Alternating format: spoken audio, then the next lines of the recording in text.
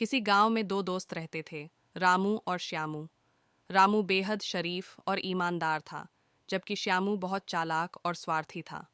दोनों बचपन से दोस्त थे, लेकिन उनकी सोच और स्वभाव में जमीन आसमान का फर्क था। रामू मेहनती और दयालु था। वह हमेशा सच बोलता और किसी का बुरा नहीं चाहता था। उसके पास ज्यादा धन नहीं था, लेकिन वह अपनी मेहनत से रोज कमाता और खुशी खुशी जीवन बिताता।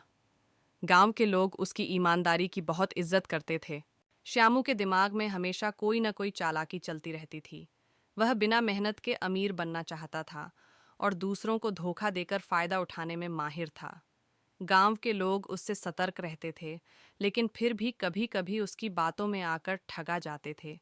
एक दिन रामू और श्यामू को एक व्यापारी के बारे में पता चला, जो दूर शहर में अपने सेवकों को अच्छा इनाम देता था।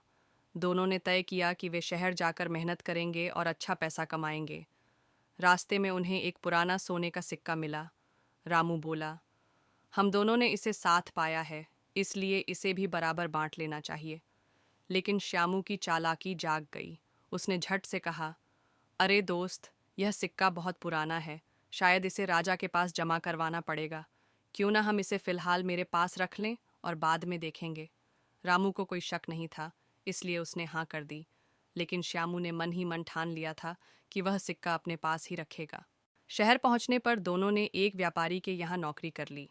रामू मेहनत करता और अपनी कमाई बचाता, जबकि श्यामू चालाकी से दूसरों को ठगने में लगा रहता।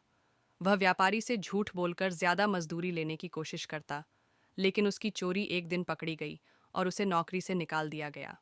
रामू ईमानदारी से काम करता रहा और धीरे धीरे उसने अच्छा पैसा कमा लिया।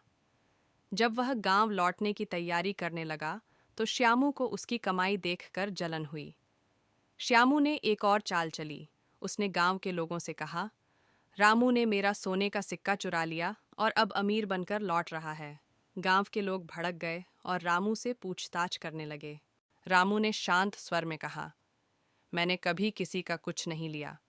अगर मैंने चोरी की होती तो मेरी मेहनत का क्या मतलब रह जाता। वहीं कुछ लोग श्यामू की पुरानी चालाकियों को भी जानते थे। जब उन्होंने श्यामू से पूछा कि सिक्का कहाँ रखा था, तो वह घबरा गया और सच सामने आ गया।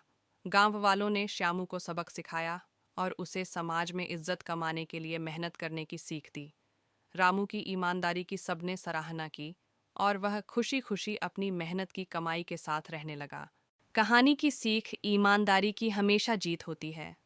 चालाकी और बेईमानी से सफलता नहीं मिलती, बल्कि यह अंत में धोखा देती है। मेहनत और सच्चाई से कमाया गया धन ही असली संपत्ति होती है।